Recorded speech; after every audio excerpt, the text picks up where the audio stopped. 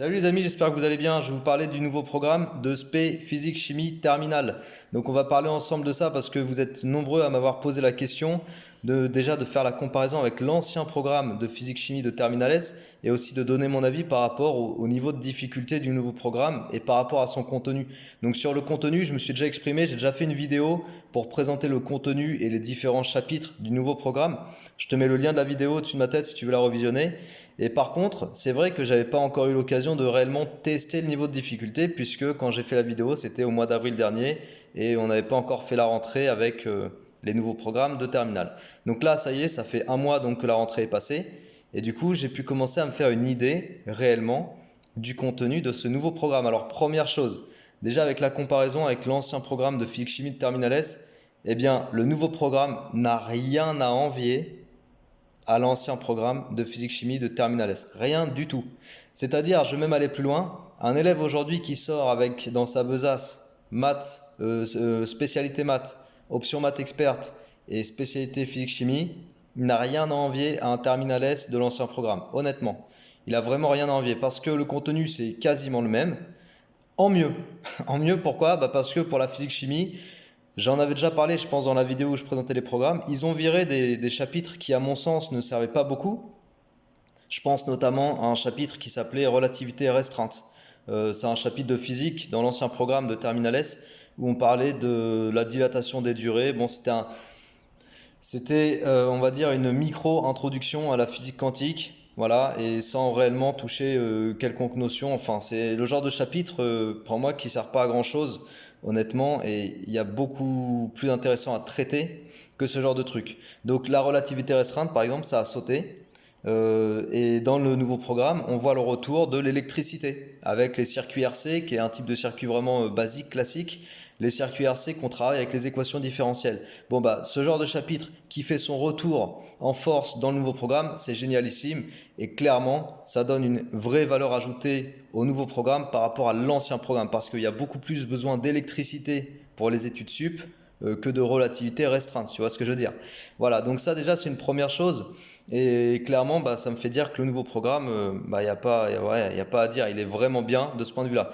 Il y a un autre truc qui fait qu'à mon sens, il est vraiment bien, c'est qu'il me semble beaucoup plus cohérent que l'ancien programme de physique-chimie de Terminal S. Franchement, le nouveau programme me semble beaucoup plus cohérent. On a un gros bloc chimie qui reprend globalement tout ce qui s'est passé en première, en chimie, et on va plus loin, évidemment, avec les notions qu'on a abordées en première. On refait du titrage, mais en allant plus loin. On te réexplique les principes de mesure physique d'une solution, mesure chimique d'une solution. On t'explique les réactions acido-basiques. On t'explique ce que c'est qu'un quotient de réaction, qu'un équilibre réactionnel. Et vraiment, il y a une cohérence globale du bloc chimie. Il y avait plus ou moins cette cohérence avant, mais là, j'ai vraiment le sentiment que c'est au top, quoi. Et pareil, pour le bloc physique, il y a une cohérence globale aussi, c'est-à-dire qu'on va avoir le gros morceau de méca, le gros morceau sur les ondes, et puis après on va retrouver un morceau plus ou moins thermodynamique, mécanique des fluides, tu vois, avec thermodynamique, fluide en écoulement. Je pense aussi au transfert thermique parce que je l'incorpore dans ces mêmes notions. Et ça, franchement, c'est top. Ça fait déjà trois gros blocs. Après, on retrouve un peu d'optique avec le fonctionnement des lunettes astro, et puis on retrouve un peu d'élec. Et puis des petits trucs comme l'effet photoélectrique pardon, et l'application aux panneaux photovoltaïques. Donc ça, c'est plus ou moins lié aux ondes et à l'électricité, tu vois, c'est à mi-chemin. Mais on est sur une cohérence et ça, j'aime beaucoup. Donc clairement, si tu veux savoir mon avis, le nouveau programme de physique chimie, moi, je le trouve vraiment très bien et beaucoup mieux que l'ancien programme. Il me fait penser du coup au programme que j'ai eu quand j'étais en terminale S à l'époque en 2004, j'ai eu le bac en 2004, mais on avait un contenu équivalent à ce que tu as aujourd'hui dans ton nouveau programme de physique-chimie. Et voilà, ce contenu, je sais qu'il m'a servi pour les études sup notamment. Donc voilà, et voire même c'était quand même différent parce que en terminale, moi j'ai pas fait de thermodynamique, tu vois, ça je l'ai découvert en première année enfin en bac plus un quoi, première année d'école d'ingé.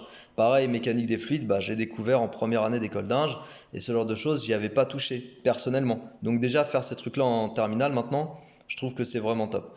Donc ça c'était la première chose. Sur le niveau de difficulté, il n'a pas changé. Voilà, clairement, il n'a pas changé par rapport à la terminale S. Ce que je vois avec les exercices, les gros exosynthèses déjà que j'ai commencé à résoudre à droite à gauche avec certains élèves, le contenu, il est, on demande à l'élève une certaine rigueur, un certain niveau de résolution de certains problèmes. Bref, c'est vraiment un bon niveau qui est demandé. Et là-dessus, le niveau n'a pas baissé. Au contraire, et c'est ce qui va commencer à poser problème à certains d'entre vous. Et là, je vais en venir au point suivant, parce que avec un tel niveau d'exigence sur le nouveau programme, je répète un truc que j'avais déjà dit, mais se contenter des maths complémentaires, voire pire, ne pas faire de maths du tout, parce qu'il y a certains élèves qui n'ont pas pris l'option maths complémentaires et qui se sont contentés de la spé physique-chimie, ça me semble très hasardeux. Alors, physique-chimie avec maths complémentaires, on va dire pourquoi pas. Et je sais que beaucoup d'entre vous l'ont fait. Physique-chimie sans faire de maths du tout, ça va être très douloureux les amis. Si vous êtes dans ce cas de figure, si tu es dans ce cas de figure, toi qui m'écoutes, si tu fais physique-chimie sans avoir fait de maths, sans faire de maths à côté, ça va être un peu difficile, je te le cache pas. Pourquoi? Parce que le programme de physique-chimie, il est très connecté à des notions mathématiques. Et ça a toujours été le cas. Je répète encore une fois que la physique sont des maths appliquées. Tout le monde sait ça. Et c'est un secret pour personne. La physique, c'est des maths appliquées. Donc forcément, pour appréhender la plupart des notions de physique et de chimie, il faut que tu saches faire des maths. Ne serait-ce que pour faire des équations différentielles. Tu vois, il y a le chapitre, tout à l'heure je parlais de transfert thermique. Transfert thermique, on va faire des équadifs. Circuit RC, donc électricité, on va faire des équadifs. Eh bien, ne serait-ce que pour faire des équadifs, même si c'est des équations différentielles de bébé, des trucs de base, déjà là, si tu ne gères pas bien genre ta fonction exponentielle, c'est mort. Ça va être compliqué. Pour la mécanique, si tu n'es pas à l'aise avec tes dérivés et que c'était déjà pas super cool pour toi en première, il y a peu de chances que tu sois à l'aise avec la notion de primitive et d'intégration, tu vois. Pourtant, tu vas en avoir besoin en mécanique. Donc, sur cet aspect-là, le programme de physique-chimie contient beaucoup de maths. Il y a beaucoup de notions de maths. Nombreux d'entre vous sont en train de s'en rendre compte. Et clairement, pour faire les exercices, il faut avoir un minimum de bagage technique en maths. J'en viens au point suivant. Mais ça, c'était un point qui était déjà vrai avec l'ancien programme. Tous les élèves qui ont l'habitude d'apprendre le cours par cœur, la veille pour le lendemain, pour faire le contrôle et essayer de s'en sortir, vous allez avoir une mauvaise surprise. Mais rassurez-vous, vos prédécesseurs des années précédentes ont eu la même mauvaise surprise. La physique-chimie, ça ne fonctionne pas comme ça. Clairement. La physique-chimie, c'est de l'entraînement, c'est de la compréhension, c'est le fait de savoir montrer les choses, le fait de savoir manipuler des écritures, manipuler des équations, isoler un paramètre, calculer, respecter les chiffres significatifs. C'est ça la physique-chimie. Réciter une formule et donner la formule, la définition d'un acide selon la théorie de Bronsted, c'est bien, ça te rapporte 0,5 points. Tu vois, ça va pas te faire un 10 sur 20 ça. Je parle juste d'un 10 sur 20. Voilà, les définitions d'entrée de chapitre, les définitions vraiment de ci, de là qu'on peut retrouver dans les chapitres, c'est juste quelques points que ça te fera grappiller sur ton contrôle. Ça va pas te donner ne serait-ce que la moyenne. La plupart des exercices, on va demander et exiger de toi que tu saches résoudre, que tu saches interpréter un énoncé, interpréter des valeurs, interpréter des tableaux, des graphes. Et tout ça, il va falloir le mettre en relation avec ce que tu as fait en TP, parce qu'en travaux pratiques, en général, tu manipules tout ça et tu retrouves certaines idées en contrôle en classe, quoi. Et c'est vraiment ça qu'on attend de toi. L'apprentissage par cœur, ça sert à que dalle. Je le répète plus et plus, je le répète toujours plus et plus encore. L'apprentissage par cœur, c'est nul. C'est pas une méthode qui fonctionne. Surtout pas dans les matières scientifiques, surtout pas en terminale, surtout pas en physique-chimie.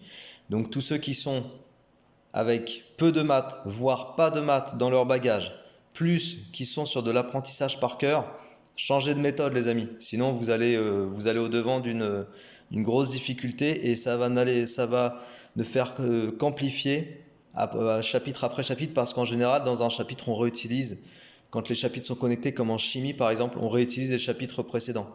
Ou même en mécanique, tu vas voir, il y a 3 gros chapitres de méca, tu vas réutiliser à chaque fois les chapitres précédents.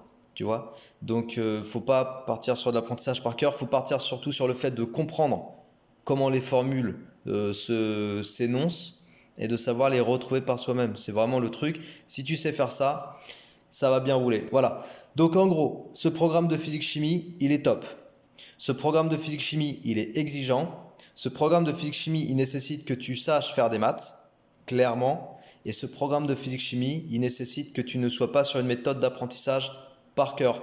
Mais par contre, ce programme de physique-chimie va te donner des vrais outils pour tes études supérieures si tu as besoin de la physique pour ce que tu veux faire l'année prochaine et les années d'après. Ce programme de physique-chimie, je pense qu'il est adapté. Mais ce programme de physique-chimie, il ne va pas faire de cadeau. Beaucoup commencent à s'en rendre compte, hein.